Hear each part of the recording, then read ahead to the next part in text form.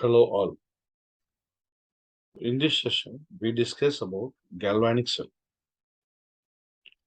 So what is a cell? A cell is a device which consists of two half cells. One half cell, we call it as anodic half cell. Another half cell, we call it as cathodic half cell. So the two half cells are connected through a wire or a circuit. There are two types of cells in which we call electrolytic cell and the electrochemical cell, also called as voltaic cells. So an electrolytic cell in which the electrical energy is used to bring about a chemical reaction. This usually happens in electrolysis, electroplating, etc. An electrochemical cell, the thing is totally different, particularly the galvanic cell. These cells used for electrolysis, where in which a chemical energy is converted to an electrical energy. So galvanic cells are the electrochemical cells in which the electrons is transferred due to a redox reaction, which means an oxidation and reduction takes place simultaneously, which converts a chemical energy into electrical energy. So this diagram gives you a difference between the galvanic cell and the electrolytic cell. A galvanic cell in which the chemical energy produces electrical energy. Here, the electrical energy produces a chemical reaction. So here anode is a negative one, cathode is a positive one.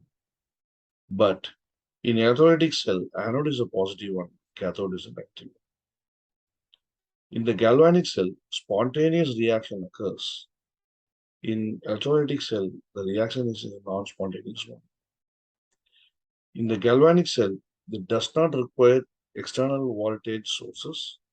In electrolytic cell, we require an external voltage by only giving an applied electrical current, chemical reaction can happen.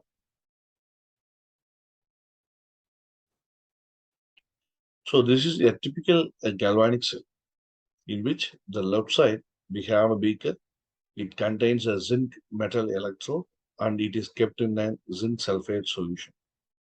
In the right hand side, we have a beaker which contains a copper sulfate solution and copper metal is being immersed.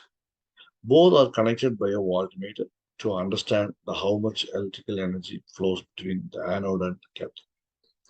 In order to ensure the electrical connectivity and avoid junction potential between the liquid and solid phase, we usually have a short bridge which connects the two compartments.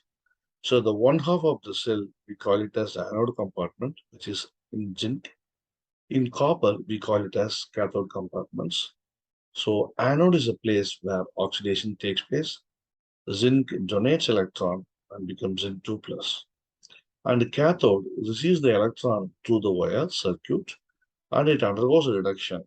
So cathode is a place where reduction takes place and the overall reaction is this. So the oxidation and reduction both takes place. So we call this reaction as a redox reaction. And why use a salt bridge? A salt bridge contains a U tube, it having a saturated potassium chloride or sodium nitrate, agar-agar gel.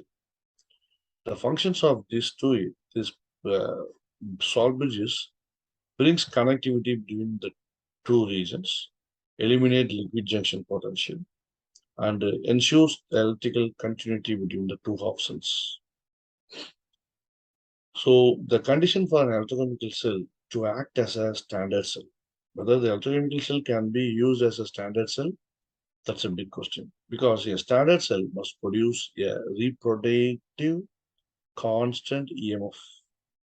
And temperature coefficient of this should be very, very low. The value should not change with the temperature change or a temporal change. So the cell reaction can be written in a very simplified way. We call it as a cell diagram or a cell representation. So oxidation, that is zinc converted to zinc 2 plus, copper 2 plus will be converted to copper. So this is an oxidation reaction. And this is a reduction reaction. The double line between these which separates this anode and cathode is a salt bridge.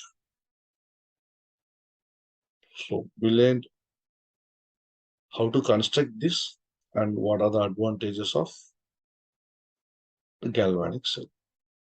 Thank you.